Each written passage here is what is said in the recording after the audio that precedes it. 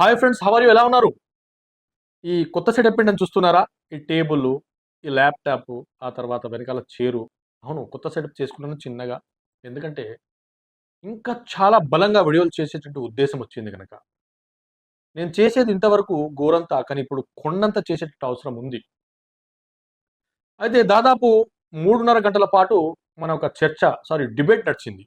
ఆ డిబేట్‌లో మనం కేవలం 2 పార్ట్స్ మాత్రమే అప్‌లోడ్ చేశాము. ఎందుకంటే కొన్ని సాంకేతిక ప్రాబ్లమ్స్ వల్ల. సో, పూర్తి వీడియో వాళ్ళ ఛానెల్‌లో ఉంది. మీరు తప్పకుండా వెళ్లి ఆ వీడియోను చూడాలని నేను కోరుకుంటున్నాను. మీతో రిక్వెస్ట్ చేస్తున్నాను. ఆ పూర్తి వీడియోను మీరు చూడాలి. ఎందుకంటే ఫైనల్లీ జడ్జిలు ప్రేక్షకులే కనుక. సత్యమేది, అసత్యమేది, మానవత్వమేది, మతోన్మాదమేది అని మీ ప్రేక్షకులే నిర్ణయిస్తారు గనుక ఆ వీడియోను పూర్తిగా చూడాలని నేను కోరుకుంటున్నాను. అయితే ఇంకా చాలా బలంగా చాలా వీడియోలు చేయాలని నేను ఆశిస్తున్నాను. కానీ రంజాన్ మాసం వచ్చింది. ఈ రంజాన్ మాసంలో ఉపవాసాలు, ఆ తర్వాత ప్రత్యేక ప్రార్థనలు కూడా ఉంటాయి. సో, నేను వీడియోలు చేయలేకపోవచ్చు ఈ 1 మంత్ వరకు. అందుకని ఒకవేళ సమయం ఉంటే ఈ 1 మంత్‌లో ఏదన్నా ఒక వీడియో చేసి అప్‌లోడ్ చేసే ప్రయత్నం చేస్తాను. కానీ చేయలేని పరిస్థితుల్లో కొన్ని నా పాత వీడియోలే మళ్ళీ అప్‌లోడ్ చేసే ప్రయత్నం చేస్తాను. అది కూడా కుదరకపోతే కుదరకపోవచ్చు. ఆఫ్టర్ రంజాన్ నేను వీడియోలు చేసే ప్రయత్నం చేస్తాను. మరి ఈ రంజాన్ మొత్తం నేను మీకు గుర్తుండాలి గదా! ఈ 1 మంత్ వరకు నేను యూట్యూబ్‌లో రాకపోతే మీరు మర్చిపోతారేమో. మర్చిపోనివ్వను. మిమ్మల్ని నేను మర్చిపోనివ్వను. అంతవరకు మన బాబాయ్ చేసినటువంటి ఒక వీడియోకు మంచి విశ్లేషణ చేద్దాం రండి. మరి ఈ నెలలోనే 20 దేవాలయాలు పాడు చేశారు. ఒక్క నెలలోనే 20 దేవాలయాలు పాడు చేశారు. 2 పక్కన 0 పెడితే 20 అయిపోతుంది. విషం కక్కాలంటే 2 పక్కన 0 పెట్టాలి. అలా పెడితే విషం కక్కుతాడనమాట. అంటే ఇక్కడ 20 చేస్తేనే తప్పా? అంటే 20 చేస్తేనే తప్పు కాదు. ఒక్కటి చేసినా తప్పే. అందుకని సికింద్రాబాద్ ముత్యాలమ్మ అమ్మవారి విగ్రహాన్ని ధ్వంసం చేసినప్పుడు నేను నా కొడుకును ఉరి తీయాలి అని డిమాండ్ చేశాను. ఆ వీడియో నా యూట్యూబ్‌లో ఉంది. నర్రి రోడ్డు పైన ఏదైతే సౌదీ అరేబియాలో ఉరేస్తారో అలాగ ఉరేసినట్లయితే గజ గజ వణికి మరొకడు విగ్రహాల జోలికి కానీ హిందువుల టెంపుల్ జోలికి కానీ వెళ్ళడానికి భయపడతాడు అనేది ఒక నా అభిలాష. అయితే మరి గుళ్ళు, దర్గాలు, మసీదులు కూడా, చర్చిలు కూడా ధ్వంసమవుతున్నాయి కదా! అసలు గుళ్ళ గురించి అంటే నేను మాట్లాడాను. మరి చర్చిలు, దర్గాలు, మసీదులు ఏవైతే ధ్వంసమవుతున్నాయో వాటిపై మీరెందుకు మాట్లాడలేదు బాబాయ్? ఎందుకంటే మీరు కేవలం పక్షపాతి కనుక. మీరు గుళ్ళు ధ్వంసమైతేనే మాట్లాడతారు. మిగతాయి ధ్వంసమైతే ఎందుకు మాట్లాడరు అంటే, మీకు క్రైస్తవులు, ముస్లిం అంటే పడరు, నచ్చరు గనక. మీరు ఓపెన్‌గానే చెప్తున్నారు, ఇందులో సీక్రెట్ ఏం లేదు. అయితే సనాతన ధర్మం విజ్ఞానంతో కూడుకున్నది. ఆ ధర్మంలో అందరిని సమానంగా చూడమని ఉంది. కానీ మీరు పక్షపాతిగా వ్యవహరిస్తున్నారు. పక్షపాతిగా మారకండి. మోక్షానికి దూరమైపోతారు అని మీకు నేను గుర్తు చేస్తున్నాను బాబాయ్ గారు. ఎందుకంటే మీరు హిందూ, ముస్లిం భాయ్ భాయ్ కాదన్నారు గదా! కాబట్టి నేను బాబాయ్ అని పిలుస్తున్నాను. తప్పుగా అనుకోకండి. ఇంకేమన్నారో సో ఇక్కడ అందుకంటే పిచ్చి మతం అది మాకు తెలుసు. ఆడు పిచ్చోడు. పిచ్చోళ్ళు మాత్రమే ఆ మతంలో ఉంటారు కాబట్టి అదొక పిచ్చి మతం మాకు తెలుసు. పిచ్చోళ్ళు మాత్రమే ఆ మతంలో ఉంటారు. ఒక వ్యక్తి తప్పు చేస్తే ఆ వ్యక్తిని పిచ్చోడు అనాలి. కానీ ఆ వ్యక్తి వర్గాన్ని మాత్రం పిచ్చోడు అంటే ఎవరు పిచ్చోళ్ళవుతారు అన్నది మీరే మాకు జవాబు చెప్పాలి బాబాయ్. అదేవిధంగా నేను ఏదైతే వీడియోలు మీకు చూయించానో ఆ వీడియోలలో కొంతమంది హిందువులు దర్గాలను, చర్చిలను, మసీదులను కూలగొడుతున్నారు. మరి వాళ్ళను సనాతన ధర్మం అలా చేయమని చెప్పిందా? లేదు కదా! ఎందుకంటే సనాతన ధర్మం విజ్ఞానంతో కూడుకున్నది. వాళ్ళు అజ్ఞానులు. కనుక ఏదైతే వాళ్ళు క్రియ చేశారో అది వాళ్ళకే పరిమితం. అది వాళ్ళ యొక్క పర్సనల్ ఇష్యూ. వాళ్ళే దానికి బాధ్యులు. పూర్తి హిందూ సమాజం కాదు. సనాతన ధర్మం ఎంత మాత్రము దానికి బాధ్యత వహించదు. అలాగే కొంతమంది ముస్లింలు తప్పు చేస్తే ఆ ముస్లింలదే తప్పు. కానీ పూర్తి ఇస్లాం దానికి బాధ్యత తీసుకోదు. పూర్తి ముస్లిం సమాజం కూడా దానికి బాధ్యత తీసుకోదు. మరి ఈ విషయంపై మీ అభ్యంతరం ఏంటి? ఈ విషయాన్ని మీరు ఎలా స్వీకరిస్తారు?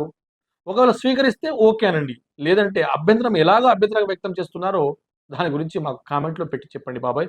ఎందుకంటే ఇంతకుముందు వీడియోలో మీరు ఒక కామెంట్ చేశారు. అలాగే ఈ వీడియోకి కూడా ఈ విషయంలో మీరు ఏం చెప్తారో ఆ కామెంట్ చేయండి. లా అండ్ ఆర్డర్ బాగా నడుస్తుందంటే కారణం ఎవరు? హిందువులు ఉండడం. పాత బస్తీలో కరెంటు బిల్లు కడుతున్నారా?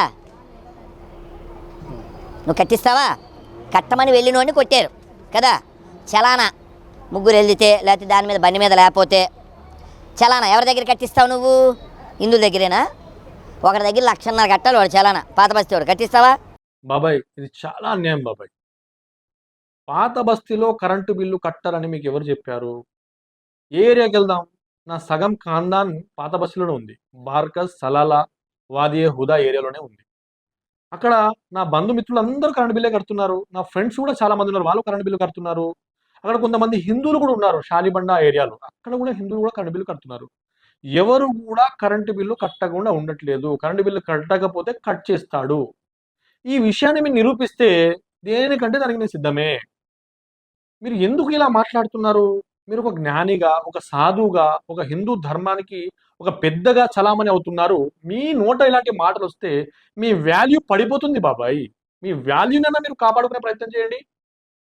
ఏదో ఒక వీడియో వచ్చింది, ఆ వీడియోలో ఏం జరిగిందో తెలుసా మీకు? ఎవరికైతే పొలిటికల్ ఇన్ఫ్లుయెన్స్ ఉందో వాడు కరెంటు బిల్లు కట్టకపోతే వాని దగ్గరికి వచ్చి లైన్ మేనా లేదా ఏఈ గారో డిఈ గారో వచ్చి నిలబడి ఆ కరెంటు కట్ చేస్తానంటే కట్ చేయకుండా అతను పొలిటికల్ ఇన్ఫ్లుయెన్స్ యూజ్ చేశాడు. ఆ వీడియోను చూపించి మీరు పూర్తి ఓల్డ్ సిటీని బదనాం చేస్తారా? అంటే ఓల్డ్ సిటీలో ఎవడు కరెంటు బిల్లు కట్టడా? ఇలాంటి అన్యాయంగా మాట్లాడతారు బాబాయ్. ఇలాంటి అన్యాయంగా మాట్లాడితేనే మీ వాల్యూ పడిపోతుంది. మీ వాల్యూ పెరగాలంటే సత్యాన్ని మాత్రమే మాట్లాడండి, లేకపోతే వాల్యూ నుంచి మీరు దిగజారిపోతారు. అదేవిధంగా చలానా ఒక 1,50,000 కట్టాలా? 1,50,000 కట్టకపోతే వాడు కట్టకపోయినా నడుస్తుందా? 1,50,000 చలానా కట్టకుండా కూడా వాడు వదిలేస్తున్నారా? బహుశా వాడు కూడా పొలిటికల్ ఇన్ఫ్లుయెన్స్ యూజ్ చేస్తున్నాడేమో. ఇంతమంది మన ఇండియాలో పొలిటికల్ ఇన్ఫ్లుయెన్స్ యూజ్ చేయరు, ఒకడో ఇద్దరు అలా ఉంటారు. ఉన్నంత మాత్రాన పూర్తి సమాజానికి మీరు ఆపాదిస్తారా? ఎక్కడైనా మీరు ఫ్రెండ్స్ చెప్పండి, ఎవరైతే ఈ వీడియో చూస్తున్నారో ఫ్రెండ్స్ మీరు చెప్పండి, మీరు గనక ట్రాఫిక్ పోలీస్ ఆపి మీ చలాన్ చెక్ చేసినప్పుడు మీరు చలాన్ కట్టకపోతే మీ బండి కదులుద్దా? చెప్పండి. హైదరాబాద్లో ఎంతమంది ఉండట్లేదు? ఎంతమంది ఓల్డ్ సిటీలో ఎందుకు ఉండట్లేదు? వాళ్ళందరినీ అడగండి. మీరు మాట్లాడే మాటలు ఎలా ఉన్నాయంటే అసలు చెప్పడానికి ఏమీ లేదు, ఇంకా పూర్తిగా అసత్యం, పూర్తిగా నిరాధారం. ఇలాంటి మాటలు మాట్లాడకండి బాబాయ్, మీ వాల్యూ పడిపోతుంది. అలాంటి పుస్తకాన్ని అసలు బ్యాన్ చేయాలా వద్దా? రాజ్యాంగ వ్యతిరేకమైన పుస్తకాలు, రాజ్యాంగ వ్యతిరేకమైన మతాలని ముందు బ్యాన్ చేసి తర్వాత చట్టాలు తేండి. బాబాయ్ ఇది పిచ్చి కామెడీ బాబాయ్. రాజ్యాంగ వ్యతిరేక పుస్తకాలను బ్యాన్ చేయాలా? అంటే మీ దృష్టిలో రాజ్యాంగ వ్యతిరేక పుస్తకాలు ఏవైతే ఉన్నాయో అది బైబిల్ అండ్ ఖురానే కదా. ఇవి రాజ్యాంగ విరుద్ధ గ్రంథాల. రాజ్యాంగం ఏముంది?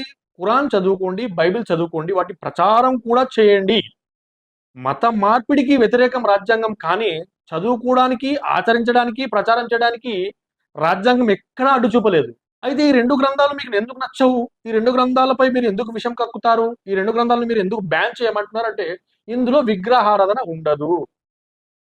ఈ విగ్రహారాధన లేని కారణంగా వీటిపై మీరు శత్రుత్వం పెంచుకున్నారు, అందుకే వీటిని బ్యాన్ చేయమంటున్నారు. అదే వీళ్ళని ఫాలో చేసే, ఈ గ్రంథాలను ఫాలో చేసే ఏదైతే వర్గాలు ఉన్నాయో వీళ్ళు కూడా విగ్రహారాధనకు విరుద్ధం. విగ్రహారాధన వీళ్ళు ప్రోత్సహించరు, విగ్రహారాధనకు అగెనిస్ట్ గానే మీరు ఉంటారు. సో వీళ్ళపై కూడా మీరు శత్రుత్వం పెంచుకున్నారు. మరి అలా అంటే ఈ 2 వర్గాలే ఉన్నాయి బాబాయ్ భారతదేశంలో. ఈ 2 వర్గాల వెనకాల ఎందుకు పడ్డారు? ఆర్యులు ఉన్నారు కదా, ఆర్య సమాజం వాళ్ళు కూడా చాలా మంది ఉన్నారు. వారు కూడా విగ్రహారాధనకు విరుద్ధమే. విగ్రహారాధన వాళ్ళు చేయరు, హిందువులు అని చెప్పుకున్నప్పటికీ. వీళ్ళ మీద ఒక వీడియో చేయండి బాబాయ్, మీరు వీరి మీద ఒక వీడియో చేయండి. వీళ్ళను, ముస్లింలను, క్రైస్తవులను దూషించినట్లుగా వీళ్ళు ఎందుకు దూషించారు మీరు? అంటే మనోడు దొంగతనం చేస్తే సంసారం, ఎదుటోడు దొంగతనం చేస్తే వ్యభిచారం. అసలు దొంగతనమే కాదు మీరు అనుకుంటున్నారు. సో మీరు కొంచెం కళ్ళు తెరుచుకొని జోకర్లా మారకుండా జ్ఞానవంతులుగా మీ యొక్క గెటప్కు తగ్గట్టుగా మీరు మెయింటైన్ చేస్తే బాగుంటుంది. ఏది పడితే అది మాట్లాడకూడదు అని మిమ్మల్ని నేను హెచ్చరిస్తున్నాను బాబాయ్. దేవాలయాలు సొమ్ము పట్టుకెళ్ళిపోతూ దేవాలయాల మీద పెత్తనం చేస్తూ నువ్వు ఎవరిని తొక్కేద్దాం అనుకుంటున్నారు? అవును బాబాయ్, మన దేవాలయాల సొమ్మంతా దోసుకెళ్ళాడు ఆ నీలం మోదీ గాడు. ఆ నీలం మోదీ గాడు కనుక నాకు దొరికితే వన్ తాట తీసైనా సరే తీసుకొచ్చి నీకు అప్పచెప్తా బాబాయ్. నువ్వు ఫుల్గా దేవాలయాలకు వాడుకోవచ్చు, వాటి అభివృద్ధి కోసమే వాడుకోవచ్చు. అదే తీసుకెళ్ళాడు మొత్తం. నువ్వు ఏం బాధపడకు, టెన్షన్ పడకు. ఇవే కాకుండా అవసరం అనుకుంటే మన నరేంద్ర మోదీ గారు కూడా మనకు 15 లక్షల అకౌంట్లో ఇస్తున్నారు. అవి కూడా తీసుకొచ్చే ప్రయత్నం చేస్తాను. అవి కూడా తీసుకొచ్చి నీ చేతిలో పెడతాను. చక్కగా మన దేవాలయాల ఉపయోగానికి వాడుకోవచ్చు. నువ్వు ఏం బాధపడకు, టెన్షన్ పడకు, నీ వెనకాల నేను ఉన్నాను. నువ్వు బాధపడితే బీపీ షుగర్ వస్తే అనవసరంగా ఇబ్బంది పడతావు. సో నువ్వు హ్యాపీగా నిద్రపో, నేను వెళ్తాను, ఆ నీలం మోదీ గారిని దొరకబడతాను, ఆ డబ్బులు తీసుకొచ్చి నీ చేతిలో పెడతాను, నువ్వేం టెన్షన్ పడమాక. అంటే మీ బుద్ధి ఆల్రెడీ, మీ నైజం ఆల్రెడీ మీరే చెప్పేశారు. కాంగ్రెస్ అయితే ముస్లిం హై, ముస్లిం అయితే కాంగ్రెస్ హై. అంటే మీరు దేనికి సంబంధించిన వాళ్ళు? అవును బాబాయ్, వాళ్ళు ముస్లింల కోవకు చెందిన వాళ్ళే. కానీ ఈ వీడియో చూడు ఒకసారి బాబాయ్.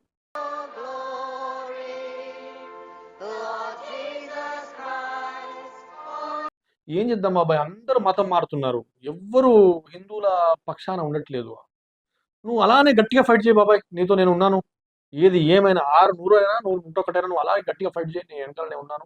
ఎవరు ముస్లింల కోవకు చెందినా, ఎవరు క్రైస్తవుల కోవకు చెందినా మనకు సంబంధం లేదు. మనం పోరాటం మాత్రం చాలా బలంగా ముందుకు తీసుకెళ్దాం. నువ్వు అలాగే ఫైట్ చేయి, నీ వెనకాలనే ఉన్నాను. హిజాబ్ ధరించిన మహిళ ఎప్పటికైనా ఈ దేశానికి ప్రధాని కావాలని నా కోరిక, అది ఎప్పటికైనా నెరవేరుతుంది. తప్పే ఉంది సార్, వాళ్ళ ఉద్దేశం చెప్పాడు ఆయన. బాబాయ్ నేను ఒప్పుకోను, మీరు ఎటువైపు మాట్లాడుతున్నారు, నేను దీన్ని తీవ్రంగా ఖండిస్తున్నాను. ప్రధానమంత్రి అయితే బురకా వేసుకున్న మహిళ కావాలా? అలా మాట్లాడతారేంటి మీరు, తప్పు కదా. ప్రధానమంత్రి అయితే అరనగ్నంగా దుస్తులు వేసుకొని స్విమ్మింగ్ పూల్ ఫోటోలు పెట్టినటువంటి మన సీనియర్ నటి పేరు ఏదో ఉందండి, ఆమె కావాలి. ఫుల్లుగా సారీ కట్టుకో అమ్మా అంటే నా ఇష్టము, నేను సగం బట్టలే వేసుకుంటానటువంటి ఫోటోలు పెట్టి కామెంట్లు పెట్టి రచ్చరచ్చ చేసినటువంటి ఆ సినీ నటి కావాలి. కానీ నిండుగా బురకా వేసుకున్న మహిళ ఎందుకు కావాలి బాబాయ్? మీరు ఎటువైపు మాట్లాడుతున్నారు బాబాయ్? బాబాయ్ మతోన్మాదం ఎంత ప్రమాదం అంటే, మొన్నటి ఈ కోవా బన్ను యొక్క ఉదాహరణ. మనము బాల్ని ఎంత గట్టిగా ఒక గోడపై విసిరేస్తామో అంతే ఫాస్ట్గా మన వైపుకి వస్తుంది. మనం మతోన్మాదం ఎంత తీవ్రంగా జనాల్లోకి తీసుకెళ్లే ప్రయత్నం చేస్తామో అంతే తీవ్రంగా సత్యం కూడా, మానవత్వం కూడా అలాగే బయటకు వస్తుంది బాబాయ్.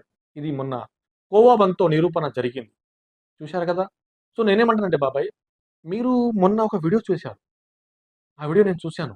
అంటే భగవద్గీతలో 15వ అధ్యాయంలో 7వ శ్లోకంలో స్వామి చెప్తారు, మమైవాంసో జీవలోకే జీవభూత సనాతన. కాబట్టి మనం అందరం భగవంతుడి అంశలం కాబట్టి మనకి శత్రు భావనే ఉండకూడదు. పుణ్యం అదొక్కటే రక్షిస్తుంది. ఇంకా పాపం చేయకూడదు, మాటల ద్వారా కానీ చేతల ద్వారా కానీ పాప కార్యాలు చేయకుండా. ఈ వీడియోలో మీరు చాలా చక్కగా హిందుత్వాన్ని ప్రమోట్ చేసుకుంటూ, మానవతాన్ని పెంపొందించుకుంటూ, ఒక వ్యక్తి తప్పు చేస్తే పూర్తి వర్గానికి ఆపాదించకూడదు అంటూ మాట్లాడారే. ఈ మాటలకు నేను మీకు హ్యాండ్సప్ చేస్తున్నాను, మీకు సలాం చేస్తున్నాను. ఎందుకంటే ఆ మాటలు నాకు చాలా బాగా నచ్చాయి. మీరు గనక అలాంటి వీడియోలు చేసుకుంటూ వెళ్తే నాకు చాలా పని తగ్గుద్ది, నాలాంటి వాళ్లకు చాలా పని తగ్గుద్ది. ముందుకు వచ్చి టైం తీసి వీడియోలు చేసేటట్టు అవసరం ఉండదు. మా పనిని మీరు పెంచే ప్రయత్నం చేయకండి. అలాంటి వీడియోలు మీరు చేసుకుంటూ పోతే ఇక నుంచి మిమ్మల్ని బాబాయ్ అని కూడా పిలవను, మిమ్మల్ని శ్రీ రాధా మనోహర్ దాస్ స్వామి గారు అని పిలుస్తాను. మీరు అలాంటి పని చేయండి బాబాయ్. ఎందుకంటే మతోన్మాదం దేశానికి మంచిది కాదు, మీకు మంచిది కాదు, ఎవరికి మంచిది కాదు.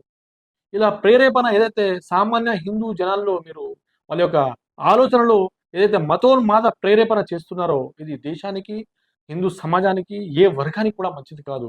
కనుక మీరు ఇలాంటి వీడియోలు చేసి అలాంటి చక్కగా ఒక హిందూయిజాన్ని ప్రమోట్ చేసుకుంటూ వెళ్తే అందరూ హ్యాపీ బాబాయ్. ఎలాంటి ఇబ్బంది ఎవరికి ఉండదు. ఇది చాలా మత సామరస్యంగా ఉంటుంది. సో మీరు అలాంటి వీడియోలు చేస్తారని నేను ఆశిస్తూ, మిత్రులారా ఈ వీడియో రంజాన్ వరకు మీరు ఎంజాయ్ చేస్తారని ఆశిస్తూ మళ్ళీ మరొక వీడియోలో కలుద్దాం. అంతవరకు జై హింద్.